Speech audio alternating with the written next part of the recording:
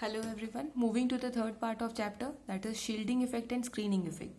अब shielding और screening effect क्या होता है? हमारे पास बहुत सारे इलेक्ट्रॉन्स हैं हमारे एटम के अंदर. तो हमारे पास ये शेल्स है, ये न्यूक्लियस है, यहाँ पर इलेक्ट्रॉन्स है हमारे इन ऑर्बिटल्स के अंदर.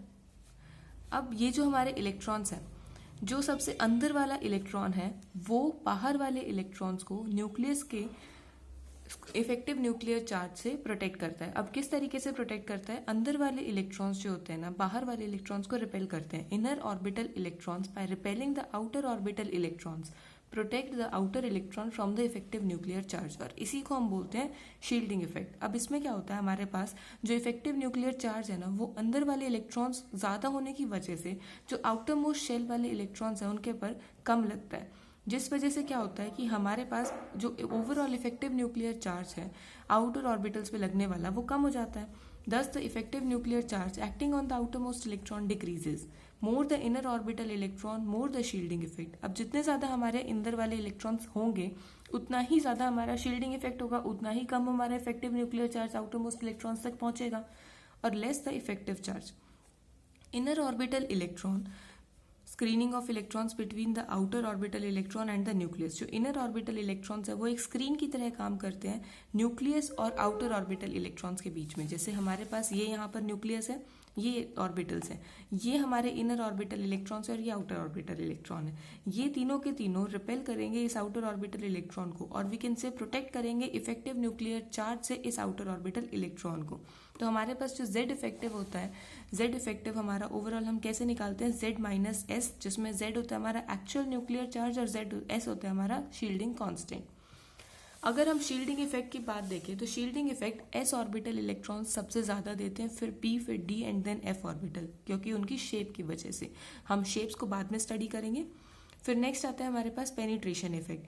अब पेनिट्रेशन इफेक्ट क्या होता है? For any shell S orbital electron lies closest to the nucleus. अब हमें पता है कि सबसे अंदर हमारा एस ऑर्बिटल होता है, फिर पी आता है, फिर डी आता है और फिर एफ ऑर्बिटल आता है. तो सबसे अंदर अगर एस लाई करता है तो सबसे ज्यादा पेनिट्रेट वो एटम के एस ही करेगा in comparison to P D F orbitals. तो पेनिट्रेशन इफेक्ट हमारा एस का सबसे ज्यादा होगा, फिर पी का, फिर डी का और फिर एफ ऑर्बिटल का. तो ये था हमारा शील्डिंग और पेनिट्रेशन इफेक्ट. अब हम नेक्स्ट आते हैं आयनाइजेशन एनर्जी या आयनाइजेशन पोटेंशियल की तरफ. अब आयनाइजेशन का मतलब क्या होता है? आयनाइजेशन का मतलब होता है किसी भी एटम में से इलेक्ट्रॉन को रिमूव करके उस एटम को आयनाइज करना, यानी अमाउंट ऑफ एनर्जी और potential which has to be applied to remove outermost electron from isolated gaseous atom to form the cation. अब हमारे पास कोई भी एटम है, सबसे पहले हमें उसे उसकी गैशियस फॉर्म में कन्वर्ट करना पड़ेगा. गैशियस फॉर्म में कन्वर्ट करने के बाद हमें उसे कितनी एनर्जी प्रोवाइड करें कि वो अपने इलेक्ट्रॉन को लूज करते और आयनाइज हो जाए. अब आयनाइजेशन एनर्जी ना बहुत सारे फैक्टर्स पे डिपेंड करती है. जैसे सबसे पहले साइज के ऊपर डिपेंड करती है. जितना बड़ा साइज होगा उतनी ही कम आयनाइजेशन एनर्जी होगी. साइज बड़ा होने से आयनाइजेशन एनर्जी कम की हो जाती है.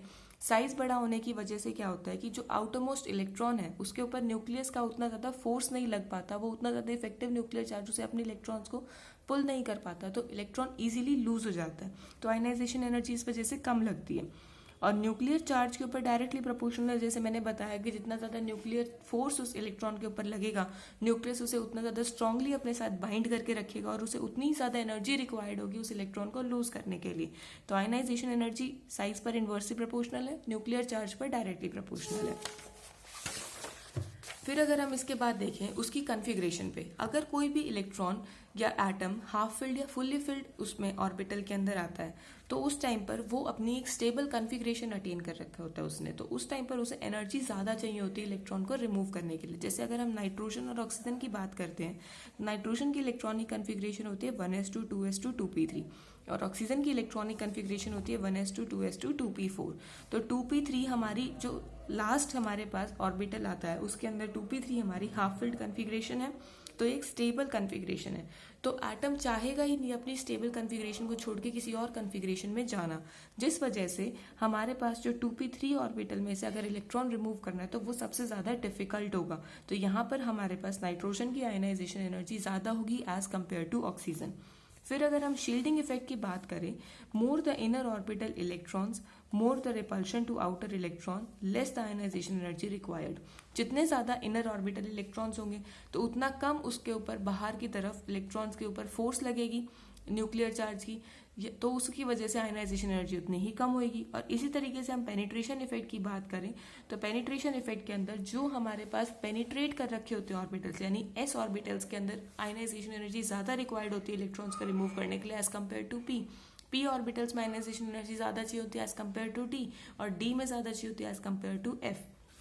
तो यहीं पर यही रीजन है बेरिलियम में बोरॉन से ज्यादा आयनाइजेशन एनर्जी रिक्वायर्ड होती है। एक तो ये फुल्ली फिल्ड कॉन्फ़िगरेशन है, तो स्टेबल कॉन्फ़िगरेशन में ऊपर से एस ऑर्बिटल में है, यानी कि पेनिट्रेशन इफेक्ट ज्यादा है।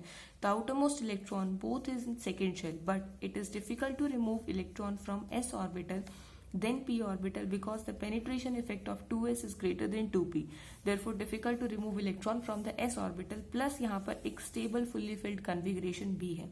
अगर हम ट्रेंड की बात करें तो वैल्यू ऑफ आयनाइजेशन एनर्जी जैसे जैसे हम नीचे की तरफ ग्रुप में आते हैं डिक्रीज होती है। अब डिक्रीज क्यों होती है? क्योंकि हमारे पास साइज इंक्रीज हो रहा है। पीछे हमने पढ़ा था कि साइज के ऊपर इनवर्सली प्रोपोर्शनल है, साइज इंक्रीज हो रहा है तो आयनाइजेशन एनर्जी डिक्रीज हो जाएगी, क्योंकि जैसे जैसे हम नीचे आते हैं इलेक्ट्रॉन का रिमूवल ईजी होता रहता है। अब इलेक्ट्रॉन का रिमूवल ईजी होता रहता है तो उसकी वजह से क्या होता है कि इलेक्ट्रोपॉजिटिव कैरेक्टर हमारा इंक्रीज हो जाता है down the group, metallic character भी इंक्रीज हो जाता है और बेसिक नेचर ऑफ ऑक्साइड्स भी इंक्रीज हो जाती हैं, क्योंकि हमारे पास मेटेलिक कैरेक्टर इंक्रीज हो रहा है और मेटेलिक ऑक्साइड्स बेसिक नेचर की होती है तो बेसिक नेचर ऑफ ऑक्साइड्स भी इंक्रीज हो रहा है। सीजियम हमारा पूरे पीरियोडिक टेबल में सबसे ज्यादा इलेक्ट्रोपॉजिटिव एलिमेंट बोला जाता है। हम लोग 8th पीरियड 7th पीरियड को हम लोग स्टडी नहीं करते क्योंकि उसके अंदर हमारे पास रेडियो एक्टिव एलिमेंट्स आ जाते हैं, तो हम 6th पीरियड तक ही स्टडी करेंगे। सीजियम हमारा मोस्ट इलेक्ट्रोपॉजिटिव एलिमेंट है पूरे पीरियोडिक टेबल के अंदर। अगर हम बात करें अक्रॉस द पीरियड की, अब अक्रॉस द पीरियड के अंदर क्या होता है, हमारे पास साइज डिक्रीज होता है across the period, moving across the period from left to right, तो जिस वजह से क्या हो रहा है हमारे पास ionisation energy inversely proportional to size है, तो आयनाइजेशन एनर्जी की वैल्यू इंक्रीज होगी, लेकिन कुछ वेरिएशन के साथ होती है, क्योंकि अब अलोंग द पीरियड में हमारे पास फुल्ली फिल्ड और हाफ फिल्ड कॉन्फ़िगरेशंस भी आती हैं। अगर हम अलोंग द पीरियड देखते हैं तो मेटेलिक कैरेक्टर हमारा डिक्रीज होता है और नॉन मेटेलिक कैरेक्टर इंक्रीज होता है। अगर नॉन मेटेलिक कैरेक्टर इंक्रीज हो रहा है तो नॉन मेटल की ऑक्साइड्स एसिडिक नेचर की होती हैं, तो एसिडिक नेचर ऑफ ऑक्साइड्स हमारा इंक्रीज हो जाता है। और पूरे पीरियोडिक टेबल में फ्लोरीन हमारा मोस्ट इलेक्ट्रोनेगेटिव एलिमेंट होता है। अब जैसे अगर हम इलेक्ट्रॉनिक कॉन्फ़िगरेशन के बेसिस पर हम बोल रहे थे कि कुछ वेरिएशंस आएंगी, तो वेरिएशंस किस हिसाब से हैं, जैसे अगर हम बात करते हैं फर्स्ट और सेकंड पीरियड के अंदर, जो फर्स्ट और second period in the sense हमारा जो थर्ड और फोर्थ पीरियड है, तो लिथियम सेकंड और थर्ड पीरियड है lithium, beryllium, boron, carbon, nitrogen, oxygen, fluorine and neon. अगर हम बेरिलियम की बात करें तो बेरिलियम के अंदर हमारे पास 2s ऑर्बिटल के अंदर लास्ट इलेक्ट्रॉन आता है, 2s2 आता है, तो एक तो इसके अंदर पेनिट्रेशन इफेक्ट, ऊपर से ही हमारा फुल्ली फिल्ड। फिर इसके बाद बोरॉन की बात करें, बोरॉन के अंदर 2p आता है, तो बोरॉन से हमारे पास एक्चुअल में क्या होना चाहिए था कि बोरॉन की आयनाइजेशन एनर्जी ज्यादा होनी चाहिए थी, बट बेरिलियम की ज्यादा होती है। इसी तरीके से जब हम नाइट्रोजन और ऑक्सीजन की बात करते हैं तो नाइट्रोजन हमारी stable half filled configuration attain करता है, तो नाइट्रोजन की इलेक्ट्रॉनिक कॉन्फ़िगरेशन हाफ फिल्ड होने की वजह से आयनाइजेशन एनर्जी इसकी ज्यादा होती है as compare to oxygen.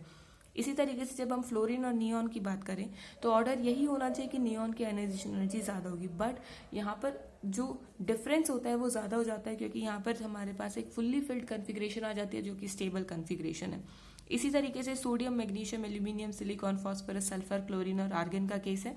Argon हमारे पास फुल्ली फिल्ड कॉन्फ़िगरेशन अटेन करता है, सल्फर हमारे पास stable half filled configuration attain कर लेता है, और मैग्नीशियम के पास एक पेनिट्रेशन इफेक्ट आ जाता है, और प्लस 2s2 ऑर्बिटल भी लास्ट में जो 3s2 ऑर्बिटल है वो भी आ जाता है। फिर अगर हम concept of successive ionization energies की बात करते हैं तो हमारे पास सक्सेसिव आयनाइजेशन एनर्जीज का क्या मतलब होता है, एक बार इलेक्ट्रॉन रिमूव करा तो आयनाइजेशन एनर्जी 1 बोला जाता है, उसी एटम में से सेकंड इलेक्ट्रॉन रिमूव करेंगे तो आयनाइजेशन एनर्जी 2 होती है, और उसी एटम में से जब हम थर्ड इलेक्ट्रॉन को रिमूव करेंगे तो जब हमारे पास आयनाइजेशन एनर्जी 3 आती है। ये हमारी सक्सेसिव आयनाइजेशन एनर्जीज होती है। अब अगर हम सक्सेसिव आयनाइजेशन एनर्जीज की बात करें तो एक इलेक्ट्रॉन रिमूव करने के बाद सेकंड इलेक्ट्रॉन को रिमूव करना डिफिकल्ट हो जाता है, फिर उससे ज्यादा डिफिकल्ट हमारा थर्ड इलेक्ट्रॉन को रिमूव करना हो जाता है, क्योंकि जैसे जैसे हम इलेक्ट्रॉन्स को रिमूव करते हैं इफेक्टिव न्यूक्लियर चार्ज बढ़ता जाता है। तो therefore after removal of electron number of protons remain same but the effective nuclear charge increases, so therefore it is difficult to remove successive electrons. So ionization energy 3 is greater than 2, 2 is greater than 1. Okay. Now moving on to the comparison of ionization energies.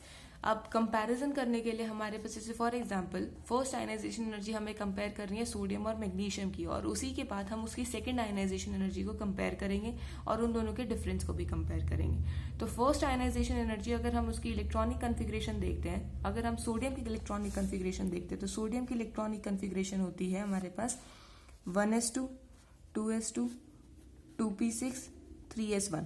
तो पहले electron को remove करना है यहाँ से 3s1 में से। दूसरे वाले में अगर हम मैग्नीशियम का केस देखते हैं, मैग्नीशियम में 1s2 2s2 2p6 3s2 3s2 और 3s1 में से अगर हम देखते हैं 3s2 में से इलेक्ट्रॉन को रिमूव करना ज्यादा डिफिकल्ट होता है एज कम्पेयर टू 3s1। अब हमने 3s2 में से इलेक्ट्रॉन को रिमूव कर दिया, तो फर्स्ट केस में तो हमें पता लगे कि आयनाइजेशन एनर्जी 1 जो है वो मैग्नीशियम की ज्यादा होगी एज कम्पेयर टू सोडियम। अब एक इलेक्ट्रॉन रिमूव हो चुका है, एक इलेक्ट्रॉन रिमूव होने के बाद हमारे पास ये कन्फिग्रेशन अटेन होती है। अब ये कन्फिग्रेशन अटेन होने से क्या हो रहा है कि हमारे पास यहाँ पे तो 3s0 एक नोबल गैस कन्फिग्रेशन अटेन हो गई और यहाँ 3s1 है, तो ये डिफिकल्ट है अब इसमें से 2p6 में से इलेक्ट्रॉन रिमूव करना है एज कम्पेयर टू 3s1। तो यहाँ पर हमारे पास अब सेकेंड आयनाइजेशन एनर्जी सोडियम की ज्यादा हो जाएगी एज कम्पेयर टू मैग्नीशियम। और अगर हम इनके डिफरेंस की बात करें तो डिफरेंस के केस में क्या होता है कि हमारे पास जो नोबल गैसेस में से इलेक्ट्रॉन्स को रिमूव करना है वो बहुत ज्यादा डिफिकल्ट होता है, जिस वजह से हमारे पास जो सेकेंड आयनाइजेशन एनर्जी है सोडियम की वो फार ग्रेटर देन होगी फर्स्ट आयनाइजेशन एनर्जी के कंपैरेटिवली। लेकिन मैग्नीशियम के केस में क्या होगा, 3s1 में से इलेक्ट्रॉन रिमूव करना डिफिकल्ट तो है एज कम्पेयर टू 3s2, क्योंकि उस टाइम पर हमारे पास जो सक्सेसिव आयनाइजेशन एनर्जीज है वो चीज फॉलो होगी उसमें, लेकिन उतना ज्यादा डिफरेंस नहीं आएगा इन दोनों आयनाइजेशन एनर्जीज में। तो जो डिफरेंस है दोनों आयनाइजेशन एनर्जीज का वो भी सोडियम के केस में ज्यादा हो गया एज कम्पेयर टू मैग्नीशियम। अब जैसे हमारे पास एक क्वेश्चन है जिसमें हमें ये बोला गया है कि सक्सेसिव आयनाइजेशन एनर्जी किसी भी एटम की हमारे पास ये दे रखी है 300, 500, 800, 2500 एंड 3200 किलो जूल्स पर मोल। तो हमें इसको देख के ये बताना है कि एटम की वैलेंसी कितनी है। तो एटम की वैलेंसी हम किस तरीके से पता कर सकते हैं, जैसे अगर हम देखें 300 के बाद 500 नॉर्मल आयनाइजेशन एनर्जी है, 500 के बाद 800 भी हमारी नॉर्मल में ही काउंट होगी, मतलब हमारी आयनाइजेशन एनर्जी सक्सेसिव हमें दिख रही है कि बढ़ रही है। बट अचानक से 2500 बहुत ज्यादा एनर्जी है, जिसका मतलब है कि बहुत डिफिकल्ट हो रहा है उसे थर्ड इलेक्ट्रॉन के बाद फोर्थ इलेक्ट्रॉन को रिमूव करना। तो इसका मतलब है कि उसकी वैलेंसी 3 ही है, फोर्थ इलेक्ट्रॉन रिमूव ही नहीं होगा। 2500 किलो जूल एनर्जी पर मोल बहुत ज्यादा होती है, इस वजह से हम इसकी बताएंगे कि इसकी वैलेंसी 3 है। इसी तरीके से हम बाकी और क्वेश्चंस को भी सॉल्व कर सकते हैं। होप आपको ये वीडियो पसंद आई होगी, तो please like share and subscribe my channel. Thank you.